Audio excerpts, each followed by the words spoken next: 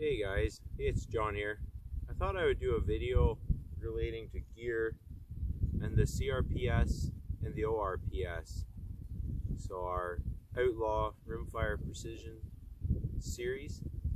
That is our, the 25 to 100 yard matches that we do here in Canada. And then the CRPS being the Canadian Rimfire Precision series. And that is where we shoot from,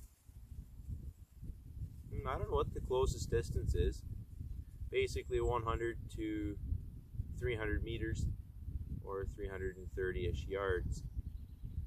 So what I want to look at here is gear.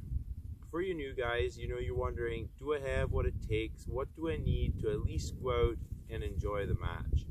Because we all have that fear in us of going out and completely failing, and none of us want to fail.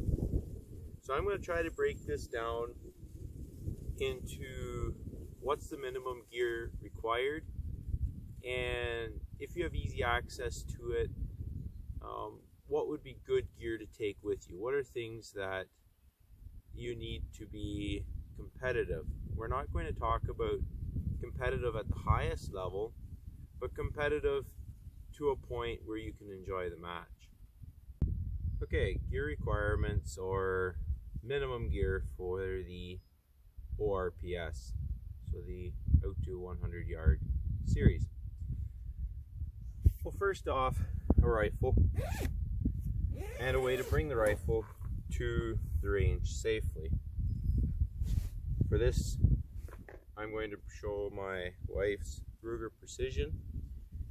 The reason I am picking this rifle is it's a common, available, off-the-shelf, inexpensive rifle. The Savage, that's another good choice. A 1022 will work.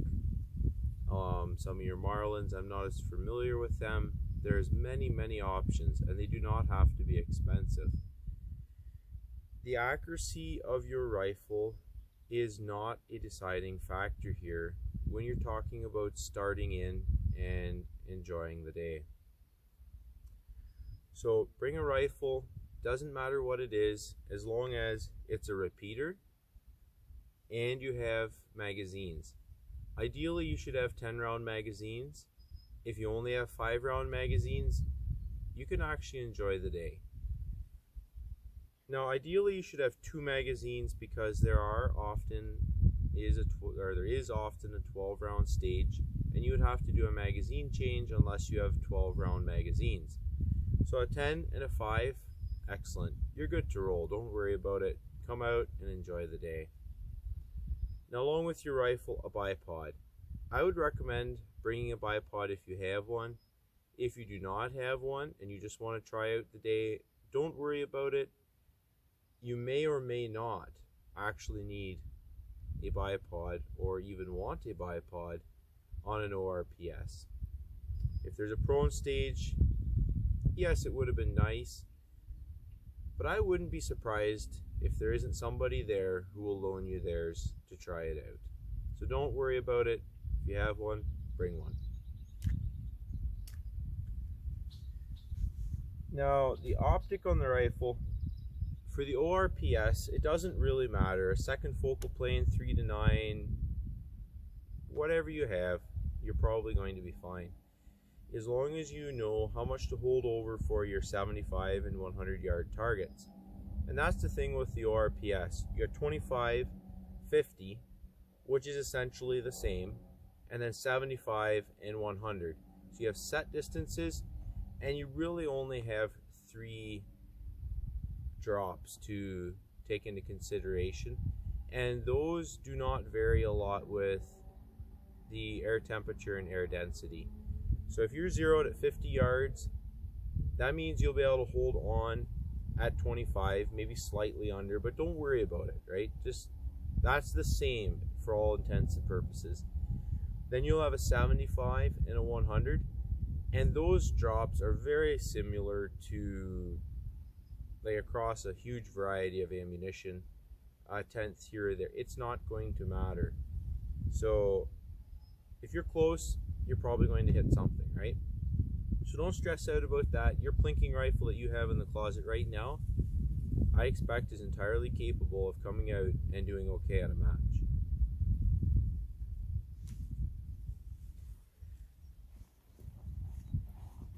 Now, along with your rifle, you're going to need some ammunition. I carry my ammunition in a center fire box, just 100 round. You can do it in the 50 round as well. I don't worry about buying an extra case. This is handy and economical for me. I have some CCI standard velocity here. It's a very economical choice, and a lot of people find that it shoots decent. It's a little bit like McDonald's. You know what to expect with this ammunition. It's probably not going to be the best, but it's not likely going to be the worst. It's just somewhere in the middle of the road. So the CCI standard velocity, excellent choice for starting out. But it doesn't actually really matter. You may have, who knows what you have. It's probably going to work. I recommend the standard velocity because in general, it tends to be more consistent.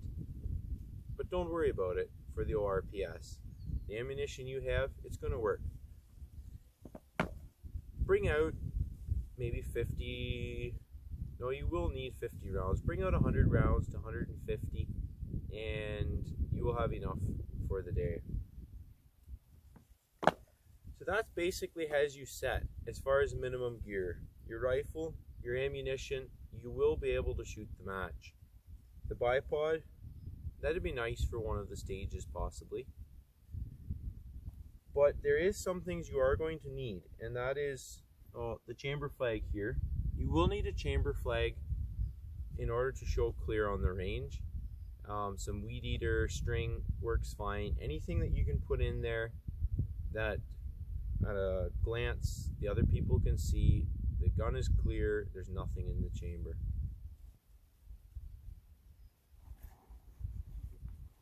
And then your hearing protection. A lot of the outlaw matches are at ranges. Hearing protection will be required. And along with that,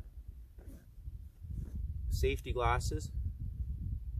I like to shoot with a good pair of safety glasses because of the optical clarity, and also I have polarized here a pair of glasses that protects you from the sun. If your eyes get tired from the bright sunlight, particularly if you're not used to bright sunlight, that's going to really hinder you in your observation skills.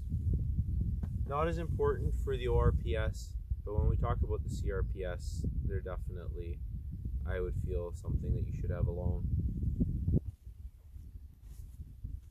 Your matchbook.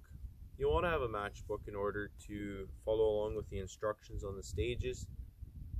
It's not mandatory. There will be a paper at each stage that you will be able to go over and gives you your directions.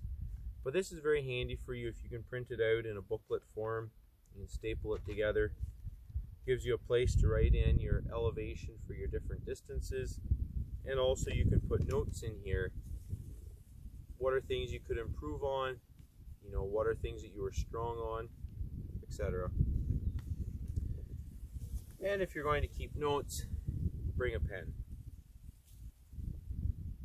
Now otherwise, legs going to sleep. A bag. I would recommend bringing a bag as it will make your shooting easier. If you're not familiar with using a bag, then it's going to feel clumsy to you at times. But if you have one, bring one. If not, the guys are going to have gear there, and I would suggest trying out a number of different bags before you consider buying. And this here is something my mom made, I don't know, 12 years ago or more for me. Some blue jean material, and I believe there's soybeans inside. And this bag has worked fine for years.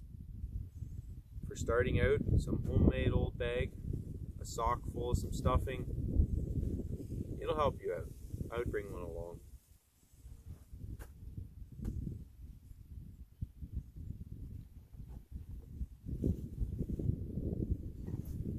Now, outside of the equipment for the shooting part of the match, if it's at all in the fall or early spring, bring some gloves. If you have cold hands, the sense of feel for your trigger control goes away quickly. If you're not used to working outdoors in the weather, don't be ashamed to bring some clothes along. I carry a coat in my backpack. These matches go rain or shine. So if we get a little drizzle or we get a rain, I carry a raincoat as well. If we end up in a downpour, I can put on my raincoat. And a coat like this, it's waterproof, so if we have a drizzle, at least I won't get uncomfortable and have it compromise my shooting abilities. I also carry a bottle of water. I don't have it in here. I carry a refillable bottle and then a water jug in my truck. Keeping hydrated is very important, and in the summer here with this beautiful weather, you need water in order to stay competitive. So I carry water with me to every stage. Another thing you may want to consider is having a couple of snack bars. The ORPS matches, they typically last a morning, but if you're used to having a morning break, you may find that it's actually good and it helps you to have a snack partway through the morning. That's typically what I do because I'm used to having a 10 o'clock break. And I find that if I don't, I'm not as steady on the rifle. So that basically covers it for the ORPS. The gear is not going to make or break it for you. It's going to be your practice time. And I have a few different props set up back here. It's the practice that makes the difference. If you don't have the opportunity to go out and live fire for practice, dry fire will make a huge difference in how you perform at a match shooting. But don't worry about that. For your first match, come out and shoot, because if you don't come out and shoot, you don't actually know what to practice for or how to practice really. Bring the rifle you have, bring a bag if you have one, bring the ammo that you shoot normally, don't worry about it, your chamber flag, weed eater string, something. There is usually some chamber flags available for use at the matches for you new guys that don't have one. Hearing protection, safety glasses, a coat in case the weather goes south, and you're good to roll. Alright, so now in relating to the CRPS, or the longer range competition, there is some more items that you will find very useful. When we start talking, 150 and 200 yards, which are very common distances, you are going to need accurate drop data. And in order to get accurate drop data, you are going to need to be able to collect the weather conditions. For me, I carry one of the cheaper Kestrels. This is a 2500. All you need is your air temperature and your air pressure. And then you'll be able to use an app on your phone to calculate your drop. There are quite a number of free apps on your phone that will work to get you started. Depending on what you're shooting, the Hornady app will already have custom drop data for you, but pick the app that you are the most familiar with, I would say. If you're not familiar with any, download a few and look at them and see what you find easiest to use. If you are willing to spend a few dollars, I would recommend the Applied Ballistics, as I have found it to be spot on for me personally when I use the custom drag models. And calculating drop for the 22 long rifle is generally not very, not as accurate as with center fire when you're using a G1 or G7 BC. So you will have to tweak it to have a perfect drop. But if you have done some initial testing out to, let's say, 200 yards, and you have it lined up in your app of choice, don't worry about it. Those 200 plus yard targets, they're not going to have a huge impact on where you place in the match. So don't stress out about it. Something for gathering your air temperature and air pressure. If you don't have one, a lot of your phones actually have air pressure sensors nowadays, and you will be able to get your air pressure that way. And if you have your air temperature within a couple of degrees, you will be good to go.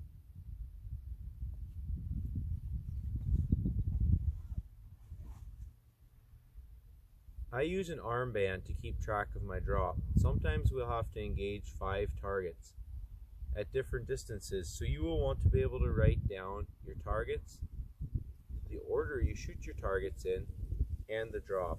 I just use a simple wrist coach here and put it on my arm. I find that they're pretty tight for my arms and they don't move around. If you have slender arms, you may have to make sure and get a smaller one so it doesn't move. But this gives you easy access to the information you will need while shooting a stage. But you don't actually need a wrist coach.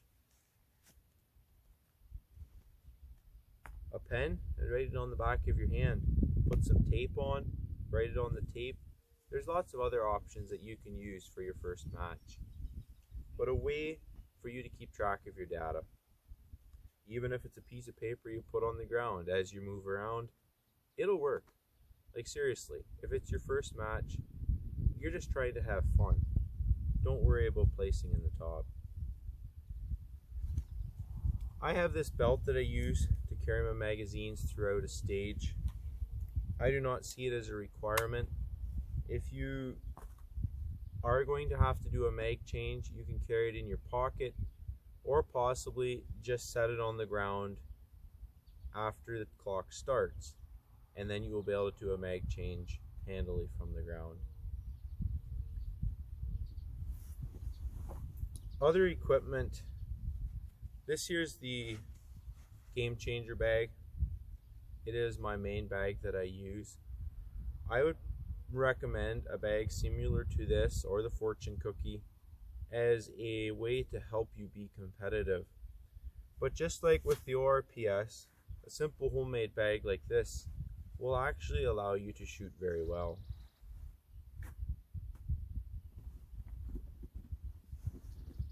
In the CRPS, a bipod is something you will definitely want.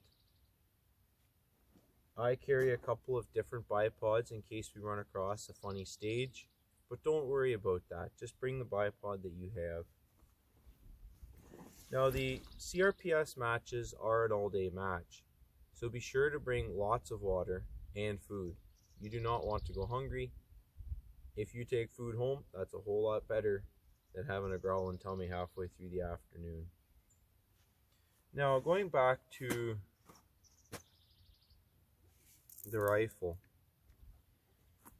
to be competitive with CRPS, you are going to want a first focal plane optic.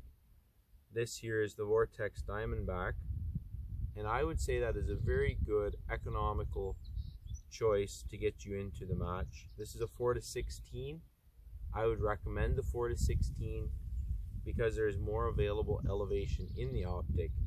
You also probably want a canted base in order to get more elevation out of the scope, or else the Burris Signature Series rings with the inserts that will allow you to cant the scope in the rings.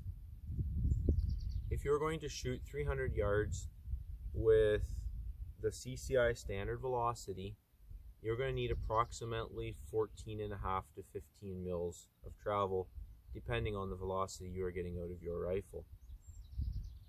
And this is where ammunition becomes more of a factor than with the ORPS. So your bucket of golden bullets probably is not going to be the best option for this because of the inconsistency in the ammunition. And once again, I would point you to the CCI standard velocity as a good place to start. you probably will not be able to outshoot your rifle in a match like this. There's so many other factors at play here, so don't stress out about the ammo at this point. Ely also offers a number of good, cheaper ammunitions that are consistent enough to get you started and to place well.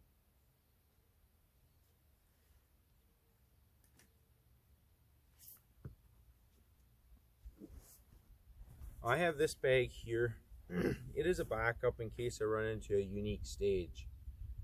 I have never yet used this bag, so don't worry about bringing lots of bags, all kinds of different options, because there's a very good possibility that you will not use one.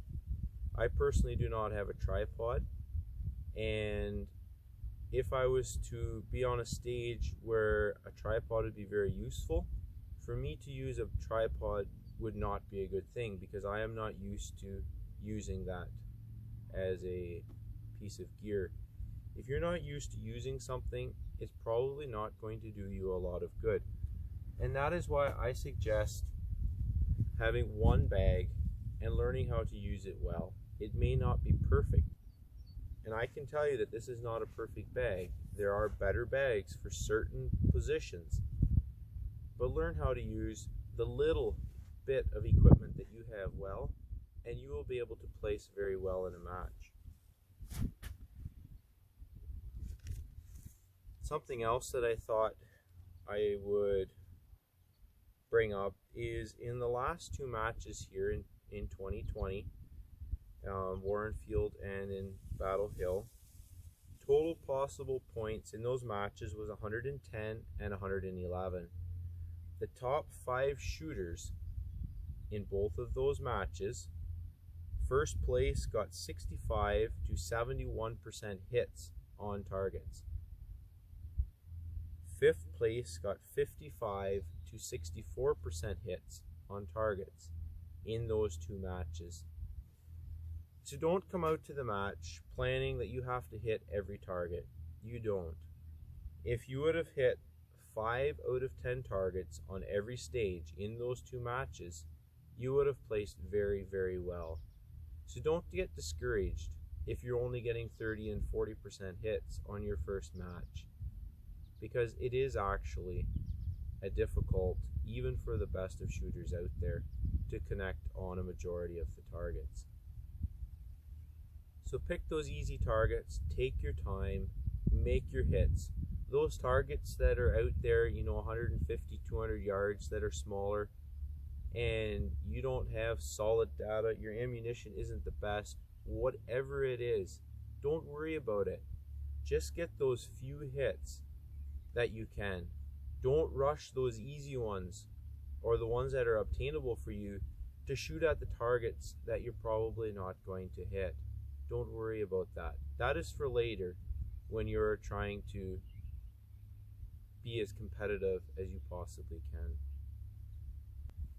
A couple of things in recap here. You'll need a rifle that shoots.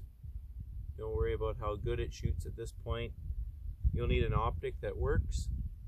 Don't worry about how good of an optic people think it is. For the ORPS, any old optic will do. For the CRPS, you'll want something that you can dial to account for your drop data. You'll need ammunition that shoots. If it goes bang, you're okay for the ORPS. For the CRPS, you will want ammunition that you can have some drop data for. You'll want an app that can calculate that drop data for you. You'll want to be able to gather wind conditions and air temperature and pressure in order to do your calculations. A way to keep track of your data throughout the stage. Your safety equipment, chamber flag, earmuffs, your eye protection. You want a bag, a bipod, possibly a sling, and food and water, a way to carry your gear. You're good to roll and do well at a match. One thing I thought I should mention as a tip: label your gear. I didn't label my gear at the beginning, and I learned that the hard way. You don't want to lose your stuff. There's a lot of Ruger magazines in the world. Bags, they look the same. Whatever. Keep track of your stuff. Stay tidy.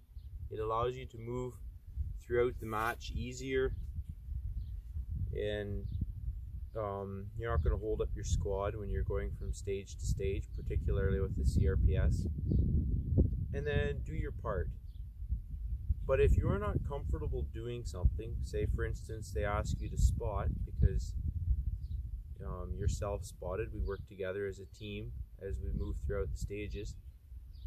But if you're not comfortable doing that, say so. We don't want you spotting and you're not really comfortable whether or not you're going to be able to spot impacts. Don't be ashamed to say you don't think that you would be the best for it. Also, you'll have a guy that is keeping track of time, keeping track of scores. If there's something in one of those jobs that you would find easier to do, you could volunteer to do that. But we all work together to make the day go smoothly. Do your part. If it's your first match, people are going to be very forgiving and not expect you to do as much, say, as if you had been at a number of matches already. Now, another thing that I would talk about, and this is not gear related, but yet it is in a sense, is training. I would recommend, if you're a new shooter, to get some training. It'll be the fastest way for you to improve.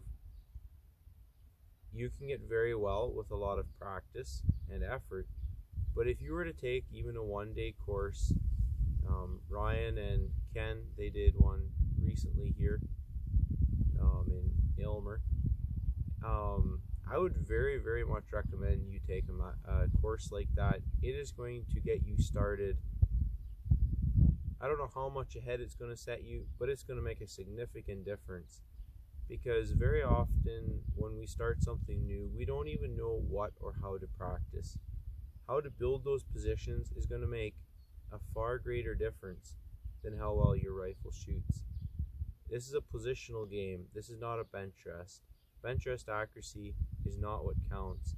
It's all on us, the shooter, and how we can build those positions and how we can overcome the challenges of the stage to make a clean shot.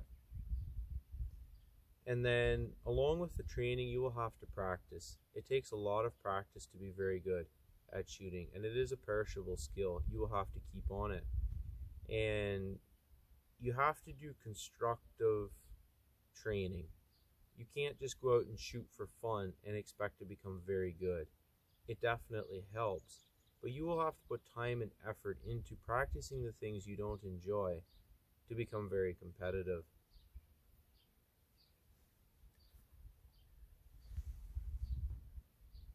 I thought there was something else that I was going to mention too, but I can't think of it right now.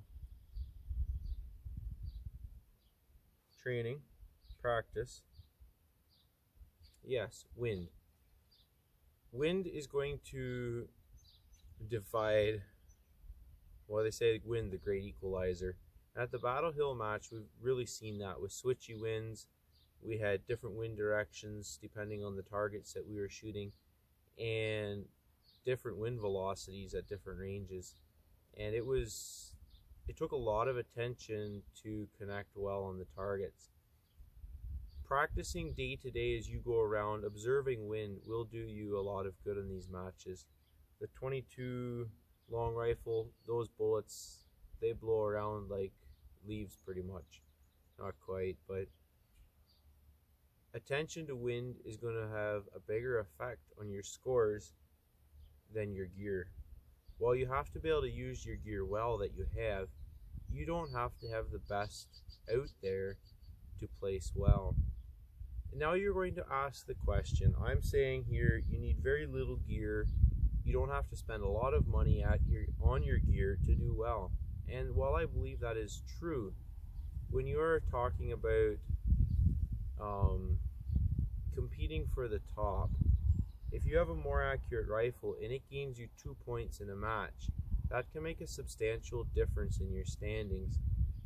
We are very fortunate here in Ontario to have some very good shooters, and the competition is very stiff, and I enjoy that. It's a lot of fun. And to me, it's exciting to see guys start out who can't shoot, but with time, they become very good and competitive shooters. And it increases the competition for the guys who are shooting better, and it helps us all. It pushes us all to that next level. Competition is a good thing. So that's why we are here to help out shooters. If you're new, that's nothing to worry about. We were all new at this as well, and we all have things to learn. You new shooters that are coming in, possibly from different disciplines, you can teach us a lot, because we are just doing this practical style shooting. And where you come from, you may have tricks and tips that'll help us out a lot as well. So come out, shoot, have a lot of fun. We'd love to see you, and don't stress out about the gear.